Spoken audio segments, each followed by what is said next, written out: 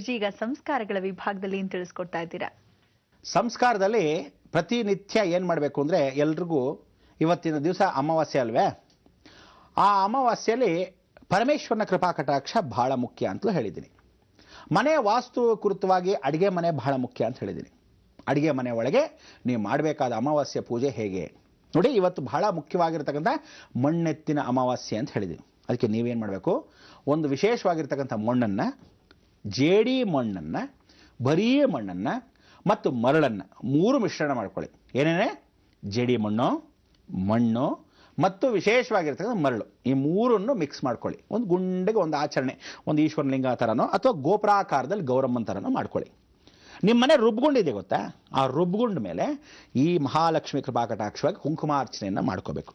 ಇದನ್ನು ಮಾಡಿಕೊಂಡು ನಿಂಬೆಹಣ್ಣಿನ ಪಾನಕವನ್ನು ಮಾಡಿ, ಈ ಕುಂಕುಮಾರ್ಚನೆ ಮಾಡಿರ್ತಕ್ಕಂಥ ಕುಂಕುಮನ ಅಂದರೆ ಒರಳುಗುಂಡು ರುಬ್ಗುಂಡಿದೆಯಲ್ಲ, ರುಬ್ಗುಂಡು ಮೇಲೇನೇ ಆ ವಿಶೇಷವಾಗಿ ಪಕ್ಕದಲ್ಲಿ ಇಟ್ಕೊಂಡು ವೀಳ್ಯದೆಲೆ ಇಟ್ಕೊಳ್ಳಿ, ಪುಟಾಣಿ ವೀಳ್ಯದೆಲೆ ಇಟ್ಕೊಳ್ಳಿ. ಅದ್ರ ಮೇಲೆ ಇದನ್ನು ಗೋಪುರಾಕಾರದಲ್ಲಿ ಈ ಮಳ್ಳಲ್ಲಿ ಮಾಡ್ಕೊಂಡು ಇಟ್ಕೊಳ್ಳಿ. ಕುಂಕುಮಾರ್ಚನೆ ಅಲ್ಲೇ ಕೂತ್ಕೊಂಡು ಉತ್ತರಕ್ಕೋ ಪೂರ್ವಕ್ಕೋ ಮಾಡ್ಕೊಳ್ಳಿ. ಪೂರ್ವಕ್ಕೆ ತಿರ್ಕೊಂಡು ನೀವು ಉತ್ತರಕ್ಕೋ ಪೂರ್ವಕ್ಕೋ ನಿಂತ್ಕೊಂಡು ಮಾಡ್ಕೋಬೇಕು. ಓಂ ಪ್ರಕೃತಿ ಏನ್ಮಹ ಓಂ, ಓಂ ವಿಕೃತಿ ಏನ್ಮಹ ಓಂ, ವಿದ್ಯಾ ಏನ್ಮಹ ಓಂ, ಸರ್ವಭೂತ ಹಿತಪ್ರದ ಏನ್ಮಹ ಓಂ ಹಾಗೆ ಹೇಳ್ಕೊಂತ ಮಾಡಿದ ಮೇಲೆ ಆ ಕುಂಕುಮನ್ನ ಪಾನಕ ರೆಡಿ ಮಾಡಿರ್ತಿರಲ್ಲ ಹಾಗೆ ಕಲಿಸ್ಬಿಡಿ.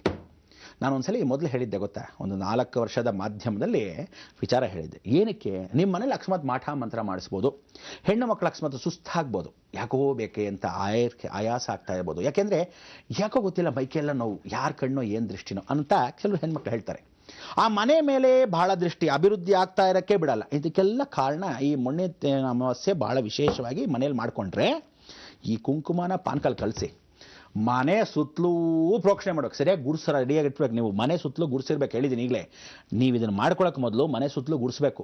ಭಾಳ ಚೆನ್ನಾಗಿ ಗುಡಿಸಿ ಸಾರಿಸಿ, ಯಾಕೆಂದರೆ ಒಂದು ಚೂರು ಧೂಳು ಬೀಳಬಾರ್ದು ಆ ಬಾಗಲ ಮೇಲೆ ಅದು ಇದು. ಯಾಕೆಂದರೆ ಈ ನೀರು ಪ್ರೋಕ್ಷಣೆ ಮಾಡುವಾಗ ತಿರುಗಿ ಅಲ್ಲಿ ಧೂಳಿತ್ತು ಅಂದರೆ ಅಥವಾ ಯಾವುದೋ ಜೇಡ್ರ ಹುಳ ಕಟ್ಟಿತ್ತು ಅಂದ್ರೂ ನೀವು ಹಾಕಿದ್ರು ಪ್ರಯೋಜನ, ಅಲ್ಲೇ ದರಿದ್ರ ಇನ್ನೂ ಇರುತ್ತೆ ಅಂತ ಅರ್ಥ. ಅದೆಲ್ಲ ಫಸ್ಟ್ ಕ್ಲೀನ್ ಮಾಡಿ, ಟೆರಸ್ ಮೇಲಿಂದ ಹಿಡಿದು ಅಂದರೆ ಓವರ್ ಹೆಡ್ ಟ್ಯಾಂಕ್ ಇಟ್ಕೊಳ್ಳಿ. ಟ್ಯಾಂಕಲ್ಲಿ ಒಂದು ಸ್ವಲ್ಪ ನೀರು ಹಿಂಗನ್ನಿ ವಿಶೇಷವಾಗಿ ಇರ್ತಾ ಮಾಡಿದಾಗ ಮನೇಲಿ ಯಾವ್ದು ಹರಿದ್ರೂ ಬರೆದಿದ್ದ ಹಾಗೆ ಮನೆ ರಕ್ಷಣೆ ಭಾಳ ಚೆನ್ನಾಗುತ್ತೆ. ಬಾಡಿಗೆ ಮನೆಯವ್ರು ಏನು ಮಾಡಿ, ಮನೆ ಬಾಡಿಗೆ ಆದರೂ ಪರವಾಗಿಲ್ಲ, ಇರೋವರೆಗೂ ನಿಮ್ಮ ಮನೆ ಅದು ಶೀಟ್ ಮೇಲೆ ಆದರೂ ಸರಿ ಯಾವನು ಹತ್ತಿಸಿ ಕಪಿ ಚೇಷ್ಟೆ ಮುಂದೆ ಒಂದು ಇರುತ್ತೆ, ಒಂದು ಹುಡುಗ ಹತ್ತ ಮೇಲಕ್ಕೆ ಹೋಗಿ ಮಾಡು ಅಂತ ಹೇಳಿ, ಇಲ್ಲ ಪಕ್ಕದ ಮನೆ ಹುಡುಗನ ಮೇಲೆ ಹತ್ತು ಸ್ವಲ್ಪ ನೀರೆಲ್ಲ ಹಿಂಗೆ ಅನ್ಬಿಡೋನಿ, ಅವ್ನು ಹೋಗಿ ಹತ್ತು ಮಾಡಿ ಆ ಮನೆ ಶೀಟ್ ಮೇಲೋ ಅಥವಾ ಮೋಲ್ಡ್ ಮೇಲೋ ಎಲ್ಲ ಮಾಡ್ತಾನೆ. ವ್ಯವಸ್ಥೆ ಮಾಡಿಕೊಂಡು ಪ್ರತಿ ಒಂದು ಕೋಣೆ, ನಿಮ್ಮ ಮನೆ ಒಳಗೆ ಕೋಣೆಯಲ್ಲೋ ಒಂದೊಂದು ಸಲ ಆ ಲೋಟ ಹಿಂಗೆ ನೀರು ಇಟ್ಕೊಳ್ತಿರಲ್ಲ, ಆ ಲೋಟದಲ್ಲಿ ನೀರು ಇಟ್ಕೊಂಡ್ರು ಆ ಕುಂಕುಮ ಮಿಕ್ಸ್ ಮಾಡಿರ್ತಿಲ್ಲ, ಕುಂಕುಮಾರ್ಚನೆ ಮಾಡೋದು ಎಲ್ಲ ಹಾಕೊಂಡ್ಬೇಡಿ, ಸ್ವಲ್ಪ ಹಾಕೋಬೇಕು. ಮಿಕ್ಕಿದೇನು ಮಾಡಬೇಕು ನಾನು ಹೇಳ್ತೀನಿ. ಆಮೇಲೆ ವಿಸರ್ಜನೆ ಮಾಡಬಾರ್ದು. ಇದನ್ನು ಮಾಡಿಕೊಂಡು ನೀರನ್ನ ಹಾಕೊಂಡಿದ್ದು ಒಂದೊಂದು ಕೋಣೆಯಲ್ಲಿ ಹೀಗೆ ನಿಂತ್ಕೊಂಡಿರ್ತಿರಲ್ಲ, ನಿಮ್ಮನ್ನು ನೀವೇ ಪ್ರದಕ್ಷಿಣೆ ಮಾಡ್ಕೋಬೇಕು. ಒಂದೊಂದು ಕೋಣೆಗೆ ಹೇಳಿ ನಿಮ್ಮನ್ನು ನೀವೇ ಅದೇ ಕೋಣೆ ಮಧ್ಯ ಹೋಗಿ ನಿಂತ್ಕೊಂಡು ಸ್ಮರಣೆ ಮಾಡ್ಕೊಂಡು ಮನೆ ದೇವ್ರನ್ನ ಆ ಮನೆ ಒಳಗೆ ಹೀಗೆ ಪ್ರದಕ್ಷಿಣೆ ಮಾಡಬೇಕು. ನಿಮ್ಮನ್ನು ನೀವೇ ಪ್ರದಕ್ಷಿಣೆ ಮಾಡಿಕೊಂಡು ಹೊರಗಡೆ ಬರಬೇಕಾದ್ರೆ ಎಡಗಾಲ ಆಚೆ ಇಟ್ಟು ಬರಬೇಕು. ಈಗ ರೂಮ್ ಬಾಗಿಲು ಅಂತ ಇಟ್ಕೊಳ್ಳಿ, ರೂಮ್ ಬಾಗಿಲಿಂದ ಎಡಗಾಲ ಈಚೆ ಆಚೆ ಬರಬೇಕು. ಇನ್ನೊಂದು ಹೋಗಬೇಕು, ಬಾತ್ರೂಮ್ ಲೆಟ್ರಿನ್ ಎಲ್ಲನೂ ಯಾವ ಕೋಣೆನೂ ಬಿಡಬೇಡಿ. ಮಾಡಿಬಿಟ್ಟು ಹಾಲಿಗೆ ಬಂದ ಮೇಲೆ ಹಾಲಲ್ಲಿ ಪೂರ್ತಿ ನಿವಾಳಿಸಿ ಈ ನಿಂಬೆಹಣ್ಣನ್ನು, ಒಂದು ನಿಂಬೆಹಣ್ಣು ಒಂದು ಚಿಕ್ಕ ಬಟ್ಲಲ್ಲಿ ಹಾಕ್ಕೊಳ್ಳಿ. ಆ ನಿಂಬೆಹಣ್ಣನ್ನು ಆ ನೀರಿಗೆ ಹಾಕಿ ಹೊರಗಡೆ ಎತ್ಕೊಂಡ್ಬಂದು ಇಡೀ ಮನೆಗೆ ನಿವಾಳಿಸಿ ಎಡಗಾಲಲ್ಲಿ ಹಿಂಗೆ ತುಳಿದು ಫಸ್ಟ್ ಕ್ಲಾಸಾಗಿ ಹೊರಗಡೆ ಬಂದು ಮನೆಗೆ ನಿವಾಳಿಸ್ಬೇಕು. 3 ಸಲ ಈ ಕಡೆ 3 ಸಲ ಆ ಕಡೆ ಹೊರಗಡೆ ಎಡಗಾಲಲ್ಲಿ ತುಳಿದು ಇದನ್ನು ಆ ಕಡೆ ಅದನ್ನು ಈ ಕಡೆ ಹಾಕಿ ಕೈ ಕಾಲು ತೊಳ್ಕೊಂಡು ಮನೆ ಒಳಗೆ ಬರಬೇಕು. ಮತ್ತೆ ಏನು ಹೇಳಿದೆ, ಕೈ ಕಾಲು ತೊಳ್ಕೊಂಡು ಮನೆ ಬರಬೇಕು. ಒಂದೊಂದು ಕೋಣೆಗೆ ಹೋಗಬೇಕು, ನಿಮ್ಮನ್ನು ನೀವೇ ಪ್ರದಕ್ಷಿಣೆ ಮಾಡಬೇಕು. ಕೇಳಿಸ್ತಾ ಇದೆಯಾ? ಅಡುಗೆ ಮನೇಲಿ ಕೂತ್ಕೊಳ್ಳೋದಲ್ಲ, ಸರಿಯಾಗಿ ಕೇಳಿ ಇಲ್ಲಿ ಟಿ ವಿ ನೋಡಿಕೊಂಡು.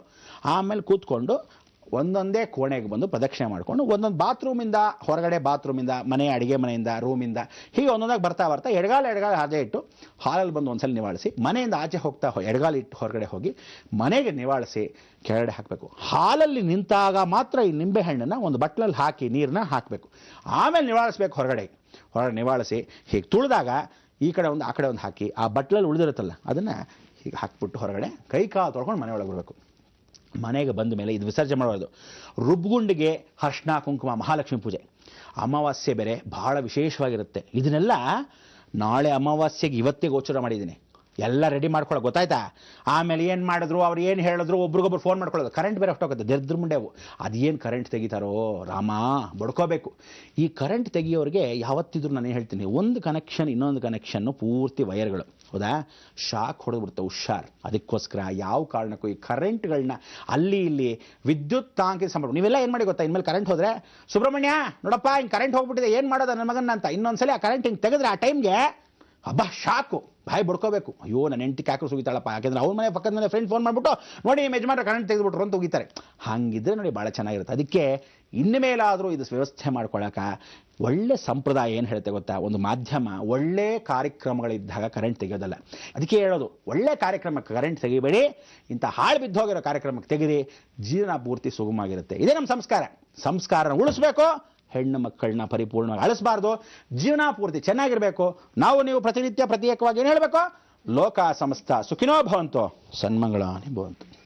ಗುರುಜಿ, ನೀವು ಹೇಳ್ದಂತೆ ನಾಳೆ ಅಮಾವಾಸ್ಯೆ ಆದ್ರೂ ಇವತ್ತೇ ಲಕ್ಷ್ಮೀ ಪೂಜೆಯನ್ನ ಹೇಗ್ ಮಾಡ್ಬೇಕು ಅಂತ ಹೇಳಿದ್ರಿ. ಅದು ವಿವಿಧವಾದ ಒಂದು ವಿಶೇಷವಾದ ಲಕ್ಷ್ಮೀ ಪೂಜೆನೆ ಅಂತಾನೆ ಹೇಳ್ಬಹುದು.